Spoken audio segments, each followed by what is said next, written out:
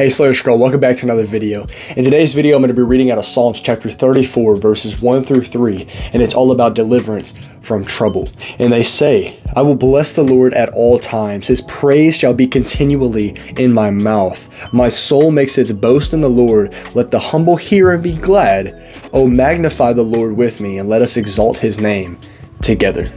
All right, so I chose this verse today for two reasons. The number one and most important reason is the very last part when it says, let us exalt his name together. Each and every one of us have idols. We have somebody that we look up to. We put them as gods in our life, whether we know it or not, whether we're willing to admit that or not.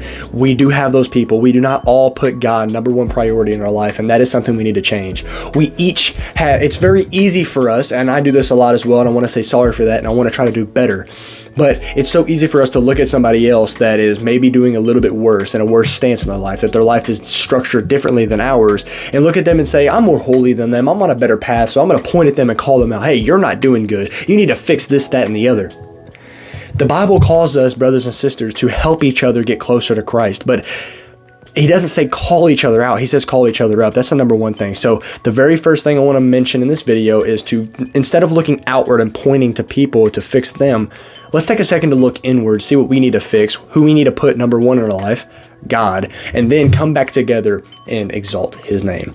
And then the second part that I want to bring up today is the first and middle part when it says, bless the Lord at all times and praise his name continually. Everything that comes out of your mouth, whatever room you're in, I don't care what the setting is, I don't care who's in the room, I don't care what the timing is. When you speak, your words should be worthy of God hearing it. If you're speaking so nasty that you wouldn't want God or your grandmother or your mother to hear you talking, we need to fix that. It needs to be worthy that God would hear you, and everything needs to be in praise, thanksgiving.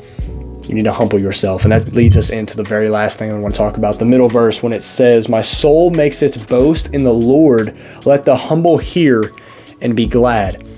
Again, this is something I struggle with. It is so easy to boast about yourself, your works, what you are doing, how good you are. It's so easy to ask others to praise you. How good am I doing? Asking for those affirmations, constantly wanting, saying.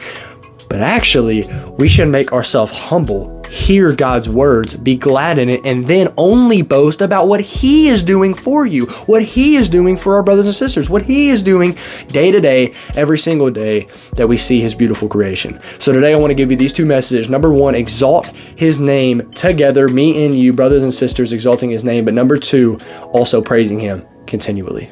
If you agree with that, type amen in the comment section right now and hit that follow button if you want to join me on this journey of faith.